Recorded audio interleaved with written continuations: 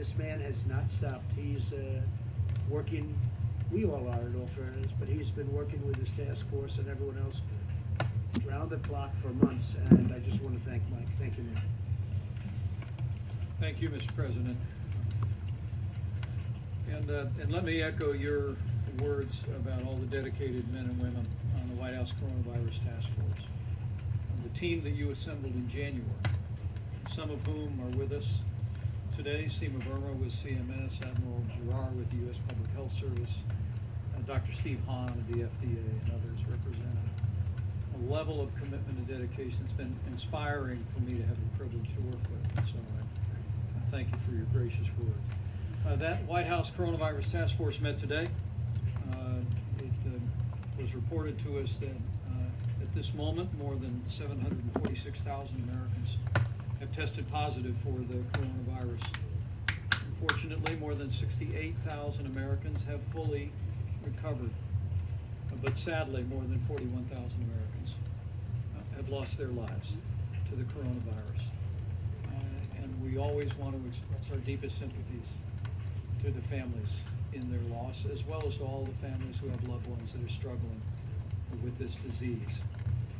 Today, we've seen encouraging news again about our progress as a nation. President Trump reflected on those momentarily, but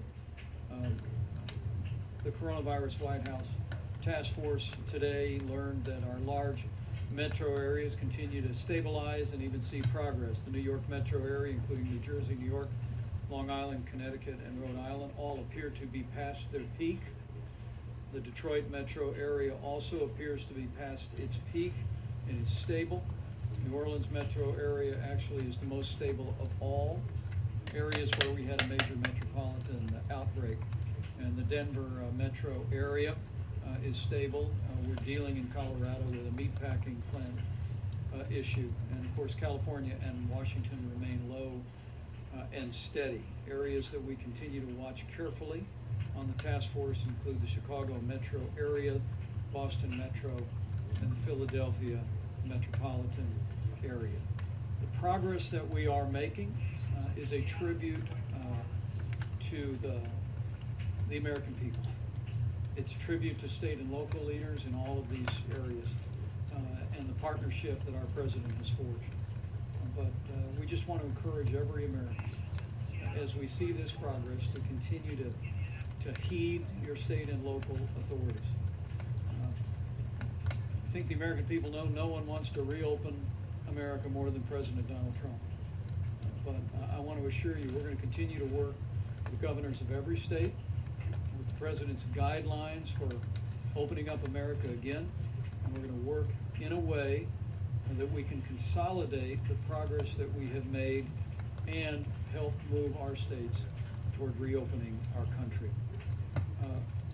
We also received a report today, and the Coronavirus Task Force, at this point, 5,528 military personnel have been deployed across 24 hospitals and facilities, and 28,700 National Guard are on duty.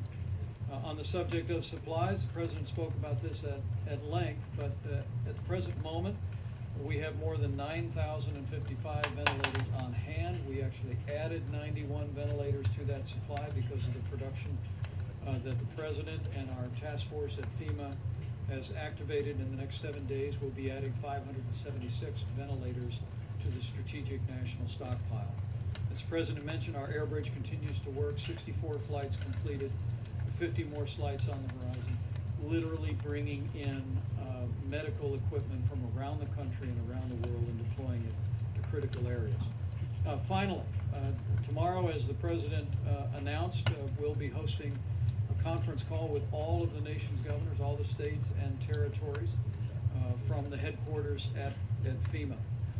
And we'll be working with the governors to ensure them that we're helping them to review and evaluate the President's guidelines for opening up America again, the criteria that we believe is appropriate and necessary before states can move into any phase 1 change in the mitigation strategies, but also at the President's direction tomorrow.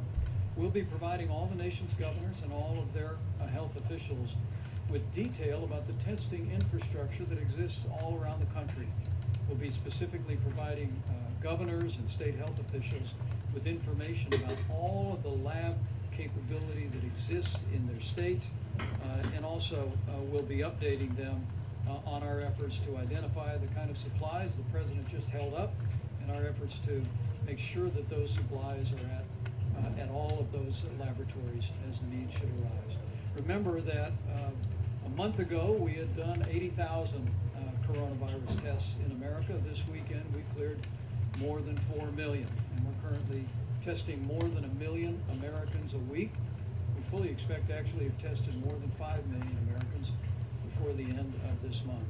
But at the President's urging, we're going to continue to scale that testing and then work with governors to make sure that they can manage and implement and deploy that testing in the manner that will most support their efforts to move their states forward.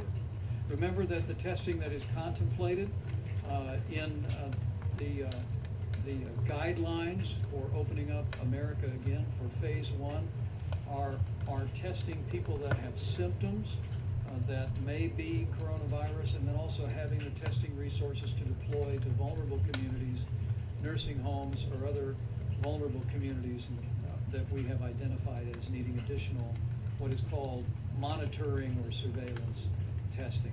We believe we have the testing today around the country that would allow any state in America to move into phase 1 if they've met the other criteria, 14 days of consistent declines and strong hospital capacity, so that the system would not be overwhelmed in the event of a flare-up. But we're going to be working with governors tomorrow on the subject of testing and supplies.